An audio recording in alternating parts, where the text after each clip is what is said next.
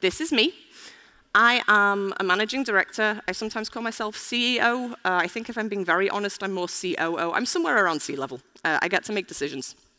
Of Bradex in Germany, we are a software development and consulting company. We try and make software that makes customers happy. We also have a Hungarian branch, which is why I decided to learn Hungarian. I'll be back in Budapest in 6 weeks for the Christmas party. I am also a quality advocate. My career until I became a manager was through testing, through test consulting, did some test automation, did some product ownering, and that's my background. I love minimalism. I love taking small steps and finding out what that did or what it didn't do. And in my spare time, I don't have a great deal of spare time because I have too many hobbies. I like doing sport, I like doing music, I'm an auntie, I'm a linguist, and I love exploring. So that's a little bit about me. Okay.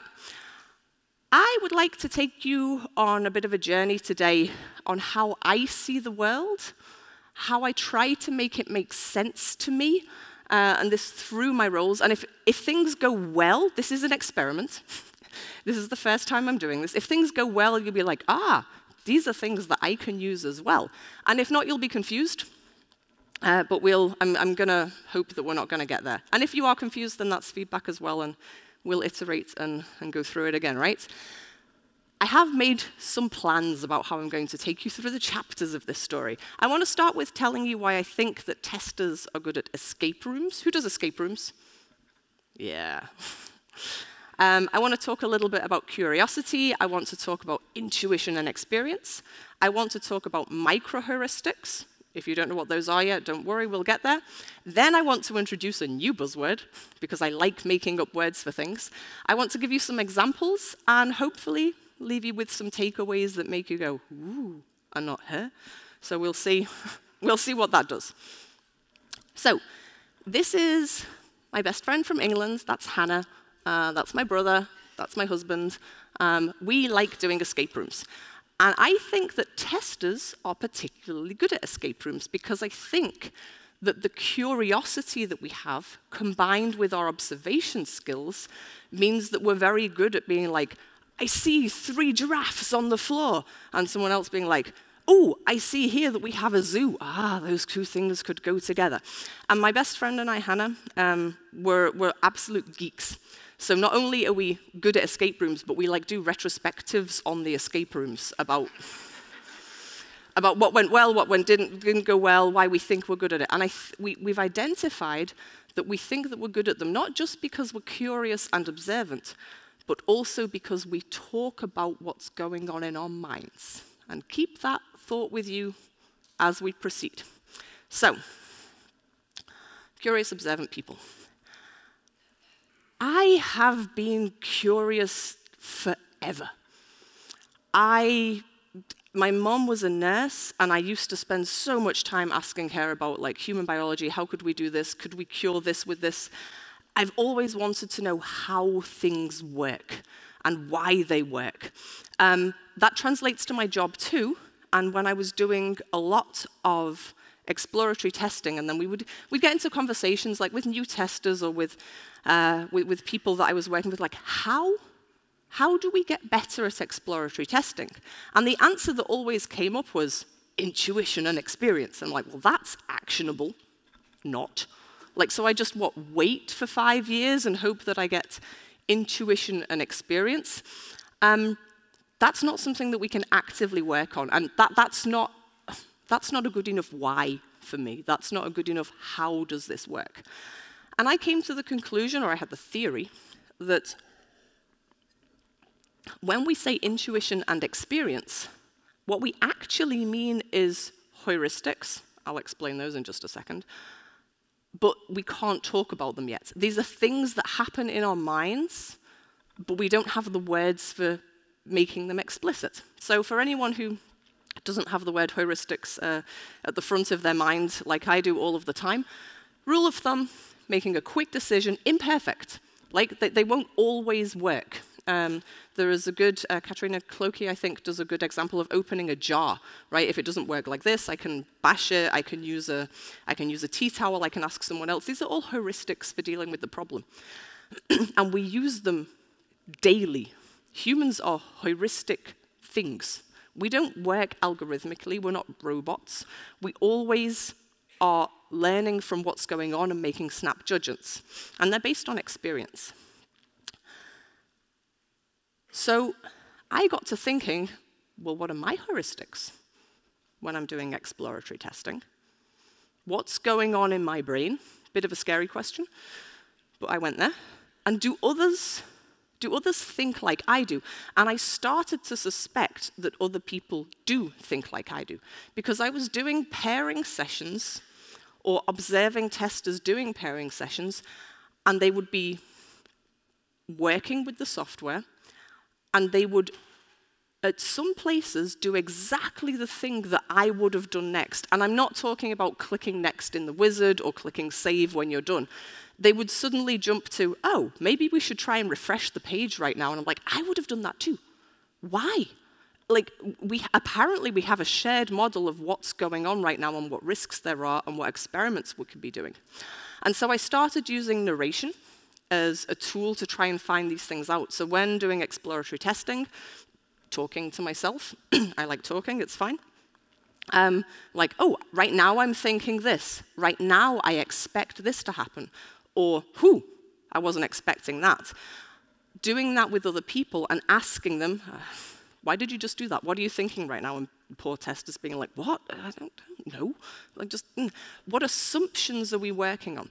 And it turns out that there are things that we share here, and they can be described. And I think it's pretty powerful to be able to describe them, because then we might be able to teach them to other people and get better at them ourselves. That led me, I think it was 2019-ish, to invent the word, describe the concept of micro-heuristics. So we just had heuristics, snap judgments, and like littler ones, right? So things that, my definition of it is that it's the way to determine what is my very next action. Am I clicking here? Am I pressing escape? Am I deciding to change that data? Am I deciding to wait? Am I switching to another window? Am I going to go and check if it got into the database? Am I opening the Chrome DevTools? The very, very next step in exploratory testing. And that's our brain, I think, applying what we have literally just learned in that moment. We've seen something, and this evokes a response. And the response is based on what we've learned, but also assumptions we're making. Things that we've seen go wrong in software before. My pet peeves, things that I hate it when it happens in software that I'm going to go and try and do. And these are snap judgments that we've gathered over the years, and they become powerful and they become micro-heuristics when we learn how to describe them, because then we can use them strategically, you can practice them, and you can also finally teach them to other people who are like, well, how did you do that? How did you know to click there? And instead of saying, being like, well, because of this. Interestingly enough, conversation that Richard and I had last night as well, this is how developers work when they're debugging as well. This is how probably unit tests happen. Like, this is how we work as humans. We just need to get better at describing it. So a quick, the same thing in different pictures. How are we using what we've just learned? A quick way to determine what is my next action, and it will a micro-heuristic will usually be an immediate action. And I'm going to bring you two examples of these, and they're in the format that I'm hopefully going to successfully use for my leadership examples in a little bit, so that we're like, that made sense and that was consistent. That's the plan. So the very, very first micro-heuristic that I described, I called poke it till it pops. I also called it the pimple heuristic, because if I get a spot, I have a tendency to squish it, which is gross, but I'm human, and it's fun. So if something seems problematic, acts oddly, interact with it. Directly, indirectly. That can be things like the data that I've just entered searching for, if it's a text field. The example that I first saw this one, It was somebody had put something in a text field, and the data had just disappeared. They hadn't pressed save, they hadn't pressed escape. They'd put it in, I think they'd tabbed out, and the data was gone. And so they were like, okay, let's do that again. Let's put the text in, save it, and see if it's actually been saved.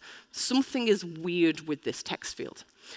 And keep interacting with it until either something comes out, or you're reasonably satisfied it won't, and you just have a nice big spot on your face. So I observe a field with interesting behavior. I think, hey, interesting behavior here means there might be more going on.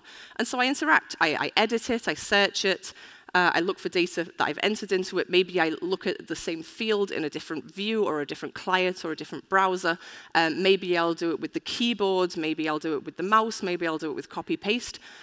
All of these tiny things that are some of the amazing stuff that we end up doing when we're doing exploratory testing that nobody could have said in advance.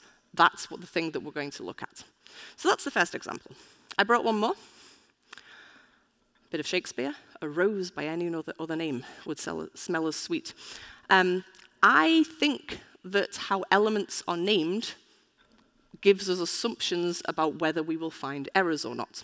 So if I'm working with something, and for me as a user, however deeply involved I am or not, it's the same function, and in one place it's called cancel, and in the other place it's called decline, or in one place it's called find, and the next place it's called search. Now I'm aware that there are semantics that can be involved with those, but if I don't see them happening, the assumptions that I make are different development teams, different developers, rushed, unclear requirements, and it at least makes me think that those are two different parts of the code at some point. Maybe it's just the internationalization key, but my assumption is it might not just be that, which makes me think, what else is wrong, right? And so this is, by the way, a perfect example, and thank you for Sophie for reminding me, this is a perfect example of sometimes we find things, exploratory testing, that people are like, that's just superficial. And sure, if we explore it, we might find out it is just superficial. Or we might find out, oh, they do have different functions, sure.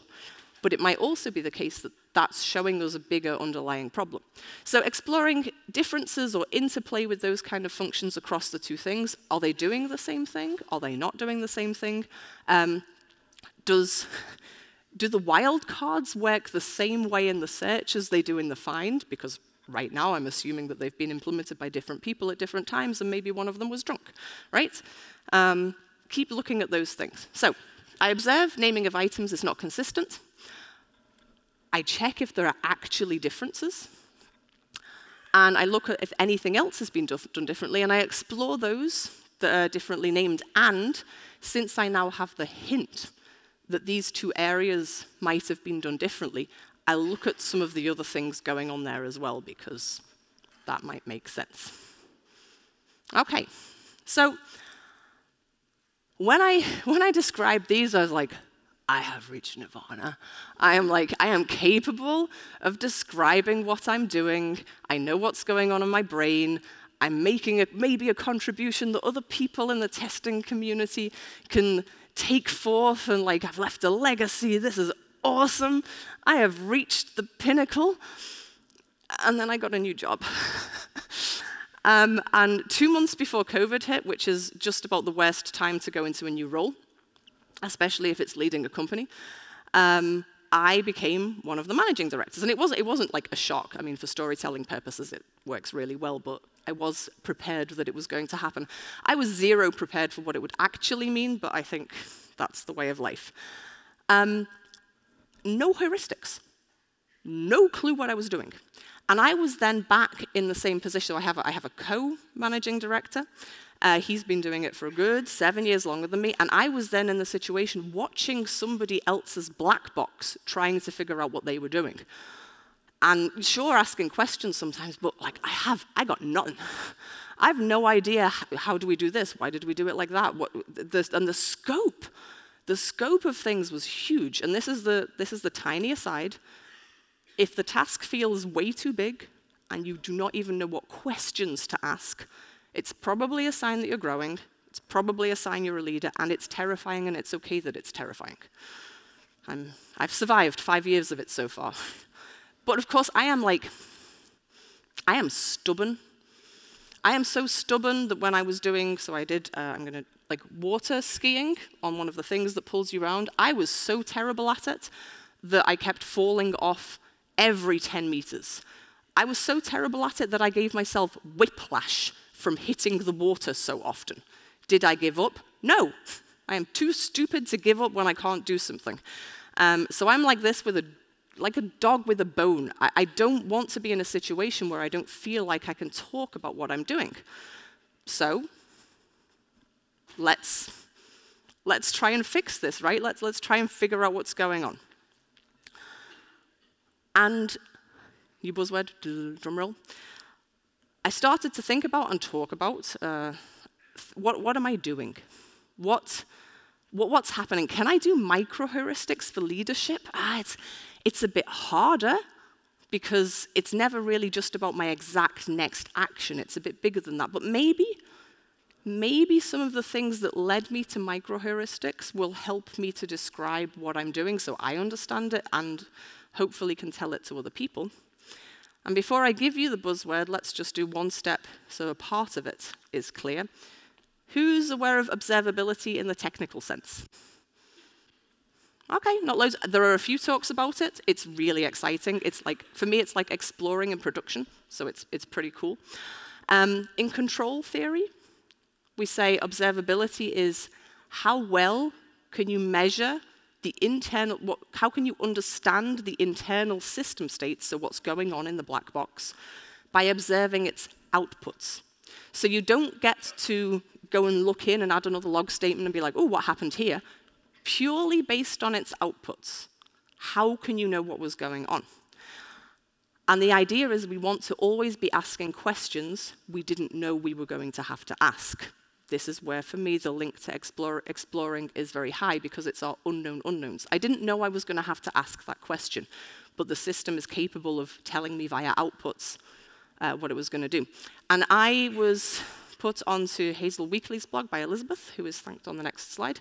And this was an aha moment because she has a new definition, or she has a few new definitions, and she says, observability is the process through which we develop the ability to ask meaningful questions, get useful answers, and act effectively on what we learn. And at that point, something went click in my brain. Because if we take away the technical system side of this, what I've been doing, this is my new buzzword, ta-da, auto-observability. What I've been doing for all of these years with narrating what is going on in my mind, with trying to figure out, is viewing myself as the system that needs to be observed and analyzed. Providing myself with the means of asking new meaningful questions. Why did I do that? What assumption was that based on? Which experience am I pulling on right now that makes me go that way or that way, be it in testing or be it in leadership and decision making? And I think the really important thing about this is being explainable to other people. Like, how many of us have thought that our bosses are stupid or evil or both because of decisions they've made? Be honest. Right? We'll get there, but maybe they probably have reasons, and I'm willing to admit I'm willing to accept it's not always because they're stupid or evil, right? They will have had a reason for doing that. So you can be explainable, so I can be understandable, so I can reflect, and so I can also tell it to other people. Oops, too fast. No, damn it, wrong button. There we go. And I think as leaders, we become that system. I like Taylor Swift.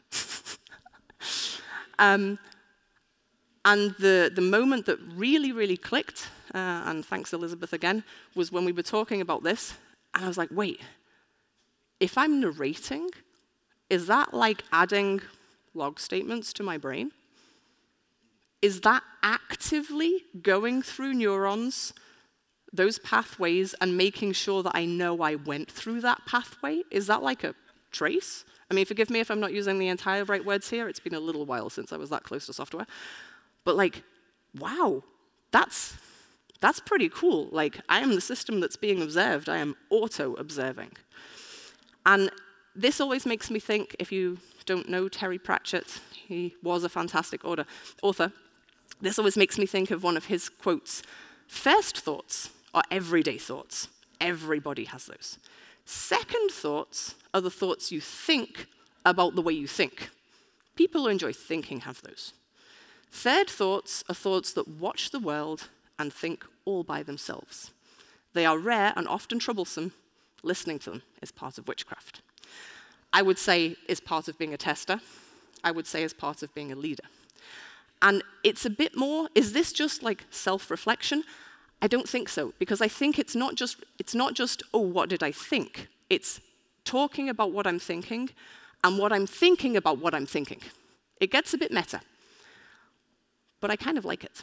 So this is my new concept. That this is, like I said, either you will agree with how I see the word or there will be confusion. This is where we will diverge. This has really helped me to structure the stuff that's going on in my life. Once you get to leadership, it's not like I will work on this and I will have something that is done and then someone will say, well done, Alex, and give me a biscuit. There are terrifyingly few biscuits in leadership. It's just, you have to make your own biscuits. It's a lot of like, we start this strategic thing without even knowing is this the right way? Will this be the right way? It's all non-linear. It's complex. It's like I say, it's like juggling crystal balls most of the time. And then even if you've decided what you're going to do, then you have to try and convince 200 other people to A, understand what you're doing, and B, agree with you, and C, do it. It's all kinds of fun, but it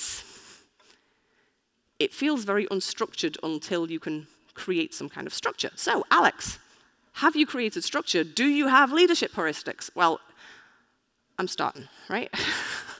I have some examples I've brought with me of how I've gone about this, and I have like the first buds, and I hope that they will grow into a tree. I hope that this is the start of a conversation, that we can use this language to talk to each other.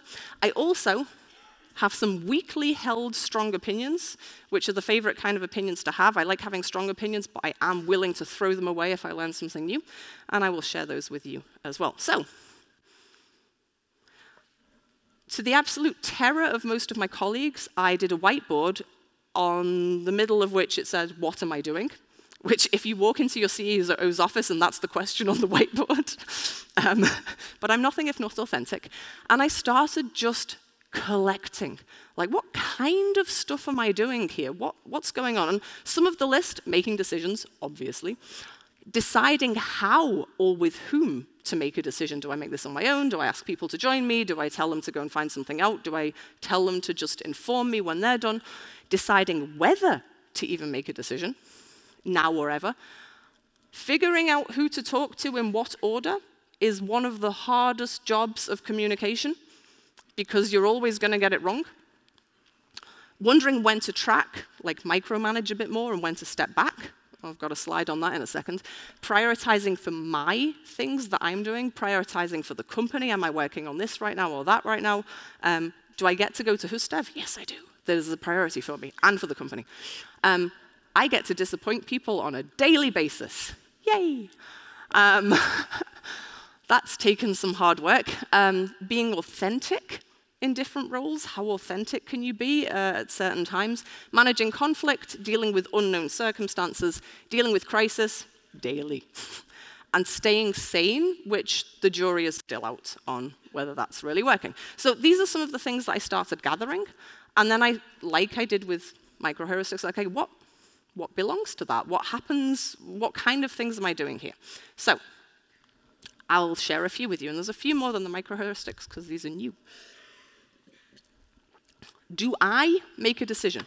Now, after months and months of training myself to be comfortable making decisions, regardless of how unqualified I feel for them, it turns out that now in my role, sometimes I have to shut up.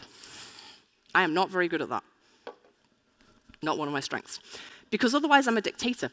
Otherwise I'm not letting anyone else grow into their roles. Right? It's amazing how quickly, and I don't think this is just for leadership, it's amazing how quickly you go from I have no clue what I am doing, to now I have to be the role model for other people who are coming into this. And so I need to make sure that everyone else gets to make decisions too. So I've tried to put it in the same format. I'm happy with it so far, but this is iteration 1. You're the first people ever to see this, so this is exciting. We need a decision, and I try and reflect that this is the logging. It's instead of just being like, we'll do it like this, because I often have a gut feeling of how we should do something. What happens if we don't make a decision now? Is that okay? Do other people have an opinion before I go ahead with my opinion? I have really, really good team leads. They are hired and paid for their excellent brains. Why would I not listen to them sometimes? So I try and shut up for a while, sometimes. Practicing. Weekly held strong opinion. You will, as a leader, need to learn to make multiple decisions per hour quickly. If I was capable of tracking how many decisions I make, I think sometimes just like, I'll walk between my office and the kitchen. I'll get asked 2 things on the corridor, 3 things will come in by Teams, I'll chat to someone, and it can be anything from, hey, Alex, I'm interested in that project, can I go and do some work on it, to, should we have a blood drive next week, to, there's all kinds of things, multiple levels, and I think if you don't get good at making some of these decisions quickly, you'll be an ineffective leader because you can't take half a day for every single one of these. So trying to figure out, do I decide now, do I let someone else decide, is a super important thing. What do I decide? Now, if I had the recipe for this, I would be more successful. Making really hard decisions is one of the biggest parts of the job, and decisions where, in German we say Pest oder Cholera, which means the plague or cholera. There's no good decision. I'll come to a slide in a second. This is where the evil, stupid managers come in. So, we need a decision. None of the options seem nice. And I think that the best thing I've learned here is really to put all of the options on the table, even the ones that you hate. Because then you see actually what kind of things that we have going on. Then we can talk about, this is where it comes into testing, what assumptions am I making? What principles am I working with? And I mean that in the sense of, what's my current belief in how the people around me are going to react? Am I currently working on the idea that everyone will be suspicious and upset, or am I working on the idea that people will be open and willing if I manage to explain how to do something? One of the hardest questions you learn to ask in leadership is, in the worst situations, are there opportunities here? It doesn't feel nice, but it's a thing that every CEO I've ever talked to, you have to learn to ask that question. Because change is going to happen, you're not always going to like it, and sometimes there are even opportunities. I go back to my minimalism. Can the decision be smaller? If it feels huge and scary, is there a smaller way that we can do this?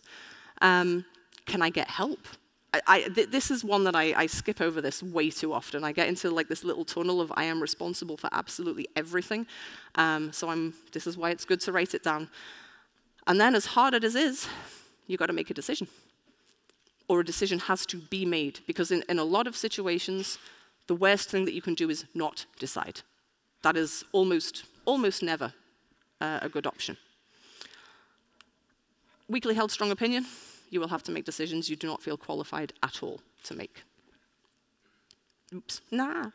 And this is a quote from, I have a regular meeting with Elizabeth Marat-Piavi, and we realized that actually, so sometimes when we think managers have done, like, why are you doing this? This is the terrible thing, you're evil, you're stupid. And it turns out that what your manager has is probably context. And I think that's a really, I've done the same thing. I used to hate it when my then boss used to just cancel meetings on the day that they were on. I'm like, dude, have you not got your calendar under control? Could you not, I've prepared this now. I am now in the same situation where I think this is maybe the difference. I've reflected on why I end up doing that. And I tell people, and the reason is, I am so in control of my calendar that even if I manage to make it pretty and clean a week in advance, that work is waste by the time I get to the week. I don't do waste. But now I'm capable of explaining that to people, and if I know that somebody really hates it, trying to do it differently. So come to the dark side, we have context. I think it's worth asking yourself, what things might have been true to make this the best decision on that horrible plate of decisions. And if you have a good relationship with your manager, you could even ask them that. How do I disappoint you? Let me count the ways. Your decisions, Shakespeare again, right? I'm on fire with the Shakespeare today. Decisions won't make everybody happy, and you will have to get used to disappointing people. I think, I'm a bit of a people pleaser, so I really don't like this aspect of my job, so I've decided to be the best that I can at disappointing people. Like, if someone's going to disappoint you, at least it's going to be Alex, right? Like, I don't know. This is how we get through the day.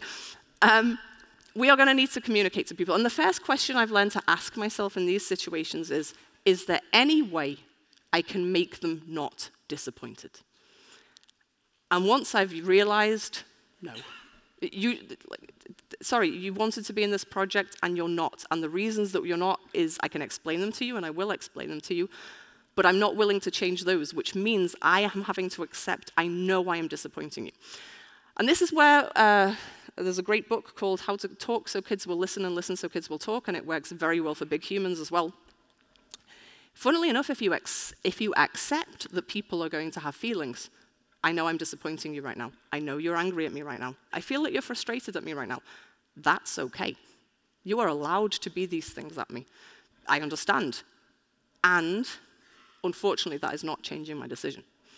It's not going to be a fun conversation. There's no like, okay, then, let's go on and have a happy day. They're always a bit awkward to get out of, so you're unhappy, I'm unhappy, see you at the coffee machine. Like, I haven't quite figured that bit out yet. But I do the conversation. I speak openly about the fact that I know I'm disappointing them. And so far, that works well enough. I have a few weakly held strong opinions. I might be able to separate my role from my person. This is Alex, the CEO, that's not making this Alex, the person. It's not always easy for the other person to distinguish that, and they might be personally pissed off with you for a while as well. Also not fun. Sometimes, when I start explaining reasons for why I'm doing something, people think it's an invitation to a discussion. It is not. And I have to be quite clear about that. This isn't my opportunity for you to give your 2 cents. This is so you understand my context. And I am getting really good at honestly and truly apologizing for the effects of my actions, knowing that I did the action, but knowing that it hurt people. It's a useful skill to have. How do I stay sane? You need to not fall apart and look after yourself. I get overwhelmed frequently, and I'm trying to really not fall into the tunnel vision of, I have to do this myself. So I think to myself, who can help me? I remind myself, I ask the question, could anyone else in the totality of everything I'm doing be doing a better job right now? Because sure, Bob might be able to do this bit better, but would he be doing everything else better? And that kind of calms the comparison demon inside of me that like, I'm all right, I'm doing this. And then I call my therapist, I call my coach, I call Elizabeth, Marit, Sophie, I call my best friends, and usually I go home if I'm that overwhelmed, because so if your CEO is walking around the company looking like they've just cried their eyes out in the bathroom, and the reason is not that their cat is sick, what are you thinking? I am not allowed to be that authentic, right? There is a level of which I have to realize that I am responsible for the well-being of people, and there are a few people that I can be very, very open with, but as a general rule, if I've cried, I take myself elsewhere, right? I either do Teams from home, or I say I need a mental health day, and that's what we do. Like I say, jury's out on whether it's working, but okay, this is a short one. Sometimes you need to lead closely because people are new, because things are difficult, and sometimes you need to take a step back and give trust, and I have no clue when to do this. All I'm doing right now is collecting examples of how to fail at this. It's like, I'll have one thing when I'm like, okay, I'm going to do this, and then someone's like, you're micromanaging me, and that's terrible. Oh, okay, and I'll step back, and they're like, why didn't you see that this giant problem was coming? Oh. Like, this is really hard. Maybe in a next iteration, I'll know a bit more about this. Okay, a couple of other things that I haven't fit into these shapes yet. Facts, weakly held strong opinions. You will have multiple meetings at once as a leader. My calendar looks like I'm failing at Tetris. Things that you want, your weekend lunchtime, but I had a doctor's appointment. Like, once you get to see, those things will sometimes take the second place, and I try not to let it happen a lot, but it's just a fact that I'm dealing with. The idea of work in progress changes.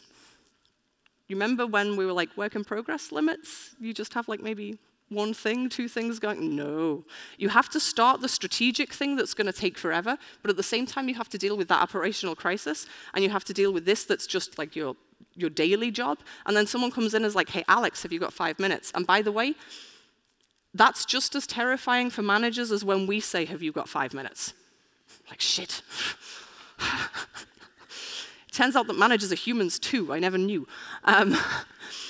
Communication, who to tell, oh, you will get so much better at half-assing stuff. Like, company needs numbers about how many developers we have in exactly these roles.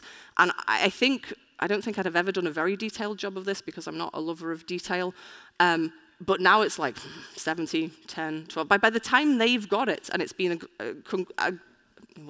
put together, it'll be wrong anyway. So I'm not spending more than an hour doing that, right? It would be waste. Who to tell when is one of the hardest things. I am learning that a conflict, especially between managers, that means that I can clear my calendar for the rest of the week. Because you have to talk to one person, you have to talk to the next person, then you have to talk to the two of them, then you have to talk to those people and those people. It just means that the rest of my week is going to be dealing with that conflict. That's the thing that I'm learning. And this is just like a little tip. Differentiate between deadlines and sad lines. Are we just going to be sad, or is somebody actually going to die? I'm aware that there are things like deadlines. If we don't put this in, we won't get funding for next year. That is more of a deadline. But I think a lot of managers do that they're like, oh, I need this by that. Do you, though? Because if you're going to ignore it for the next 3 weeks and you know that the actual deadline is in 4, try being open about that. Like, I'd love it here because then I get the chance to look at it when I'm on the train, but that's a sad line. But I really do need it by the latest here. Context switching is unfortunately useful. I coach a couple of newer managers now, and I'm interested to see how their journey goes because they're like, I will focus on this, and then I will focus on this. And I'm like, that sounds like a nice island to live on. I have not been there. People will come in and be like, what are we doing about this? You'll talk about the levels. You'll talk about a project that is literally on fire and you do not know what to do with it, and then you will go into the next meeting and be like, so the summer party, what are we doing? You have to get used to switching between those things. It's multitasking. I am the first person who, if I'm in a meeting and somebody pops up on Teams and says, hey Alex, can I take holiday next week? I will make that decision instantly. That's multitasking. It's obviously crap, but it's why I'm effective. And it's exhausting, so you have to kind of keep looking after yourselves. These, like I say, these are weakly held strong opinions. It could be in 2 years, I come back and I'm like, don't do any of this, it's awful. But this is what I'm learning right now. I feel like, I'm gonna come to the takeaways in just a second.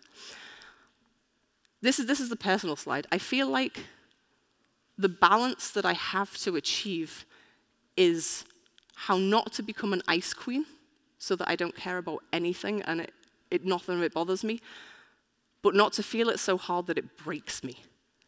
That is a constant balance. If I get so used to all of this, I'll be like Elsa. I mean, she's cool, but like no feelings, right? But I also don't want to be one of the managers that ends with burnout. I love what I do. I love being able to talk about what I do. And that's all of these things and being able to describe them is, for me, part of making sure that I'm looking after myself and my brain while I'm doing these things. And I hope that being able to talk about them will maybe help other people too. So, my call to action is, I don't care what role you're in, go forth, auto-observe. Start adding logging to your thoughts. If you're new, maybe ask people, be like, why did you do that? How did you think that? What's your context right now? If you're a pro, start doing it. Start thinking about why you're doing these things. Talking to yourself, talking to your pair, talking to therapists, coaches, whatever, about what your thoughts are going on. And you can do it as well by networking, by sharing experiences, because the experiences that we've gained from other people become part of our stories that we tell ourselves and that we can add logs to in our brain. We'll talk about growth mindset in just a second. I think that testers are very good pattern matchers. I think that we're very good at being like, that was like that, and that was like that. So I think that these kind of things might work for us. And let yourself be wrong. Like, I'm here for the first time. On this planet, I don't know what I'm doing. Nobody else does. Like, we're all going to make mistakes. Oop, no. Ha. And I think these are the takeaways. So you might not feel like you had a good mentor in your role.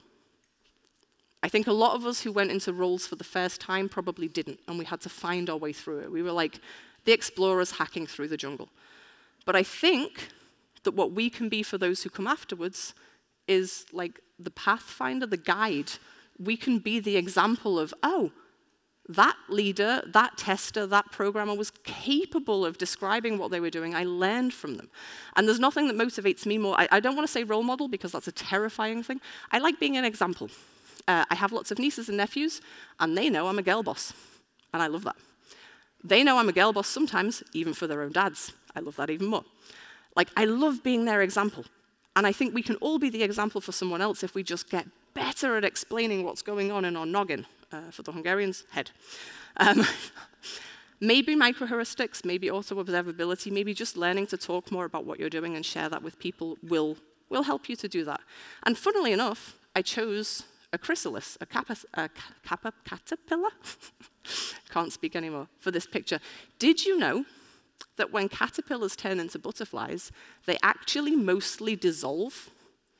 Like, there are a few, there's the science behind it, there are a few bits that stay there, but actually they become kind of a soup.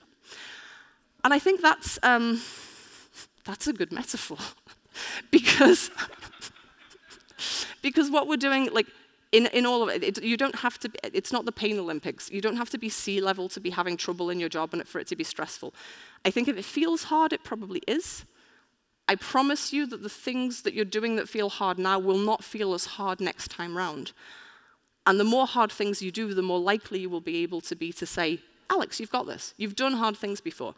And here's the amazing thing. If we're talking about the hard things while we're doing them, if we're talking about, I had trouble with this decision, or I didn't know, or I made a mistake here, or I thought this, but it actually turned out to be this, whether it's for a bug that we did, whether it's for an estimation, whether it's for a giant leadership decision, I think that we help ourselves and we help other people by talking about them. So go out in the conference, share stories, share experiences, add logs to your brain, and thank you for listening.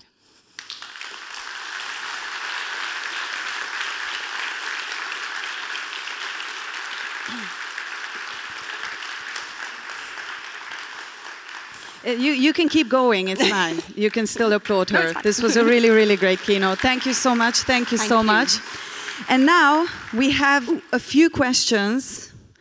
Let's see. Oh, just a very important technical information. You can vote on the questions, and the most votes comes first. Okay, so even if you gave your question like in the last seconds and you get lots of likes in a few seconds, then you come up in the first row. Okay, can you elaborate on sad lines, how to identify and what to do with it? Okay, I'll use a, Attila might hate me for this, but okay. So, all of the speakers who had a deadline for sending in slides, was that a deadline?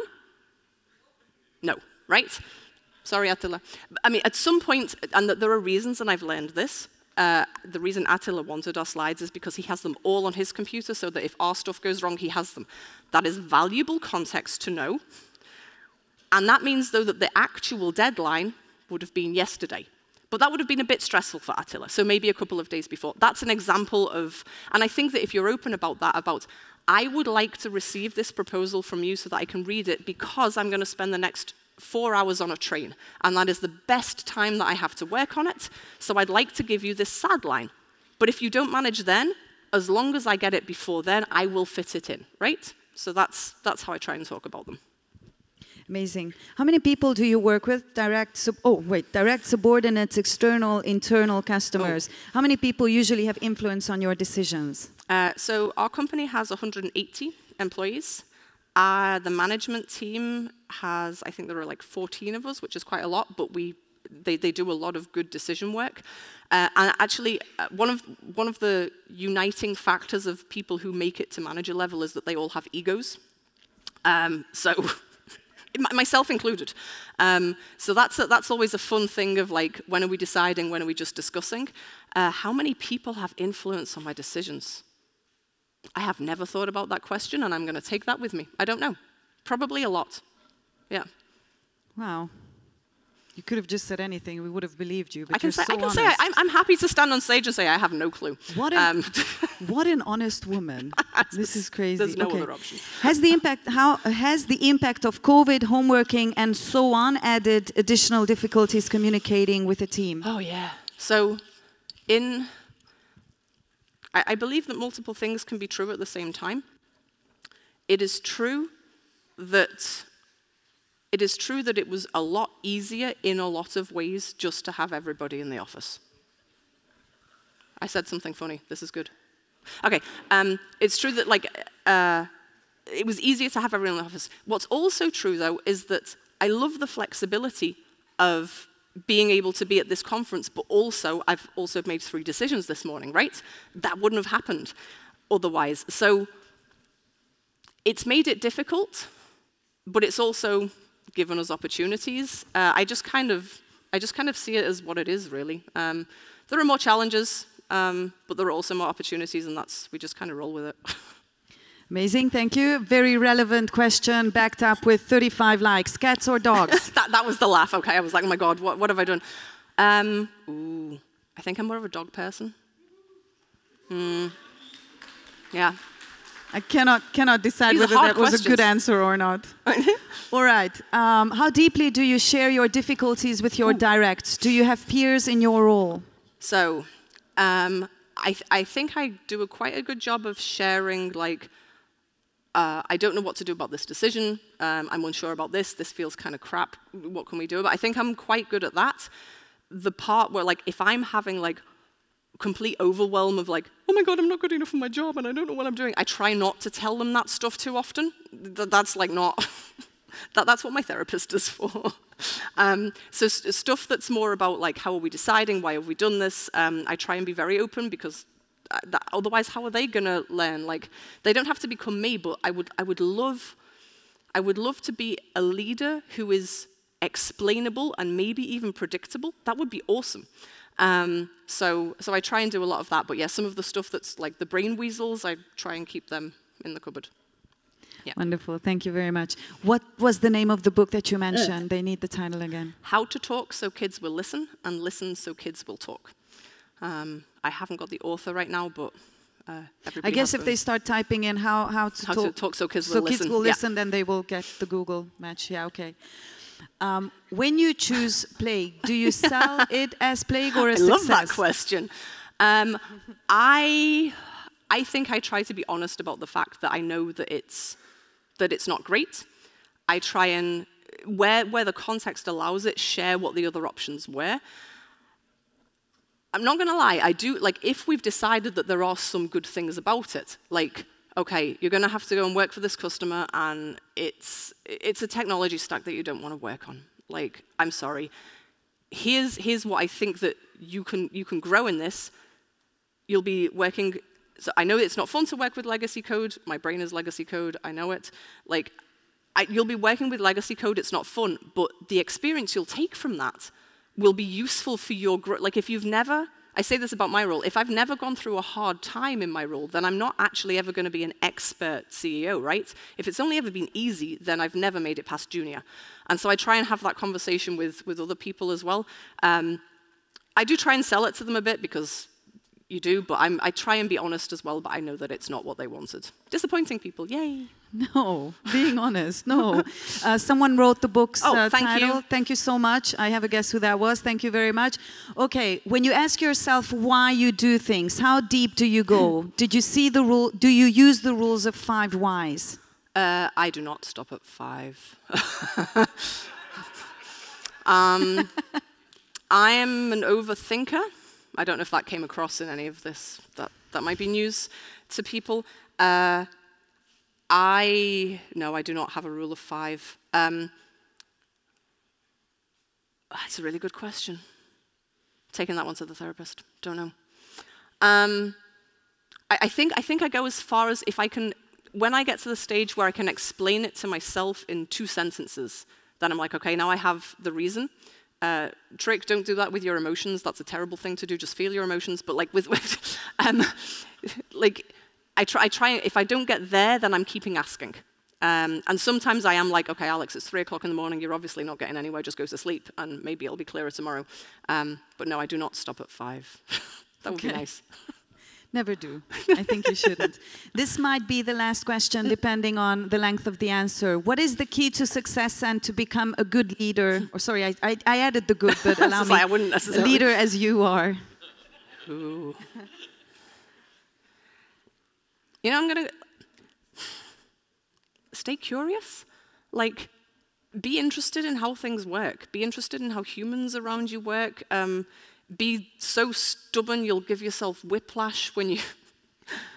like, even on the worst days of my job, I never ever think, oh, I'm just gonna throw this in. Sometimes I say I'm gonna become a baker or I'm gonna look after goats, but I never really mean it. I think I know what I need, and I know what I want, and I need challenges, and I need to look after myself in those challenges. So I'm willing to exist in that space of just keeping at the problem and being curious. I think that's how I go around the world. And working on yourself, right? Oh yeah, therapy is really good. I highly recommend it. Therapy is so important and so underrated. Thank you so much for this amazing keynote and the questions. Alex Schladebeck, ladies and gentlemen.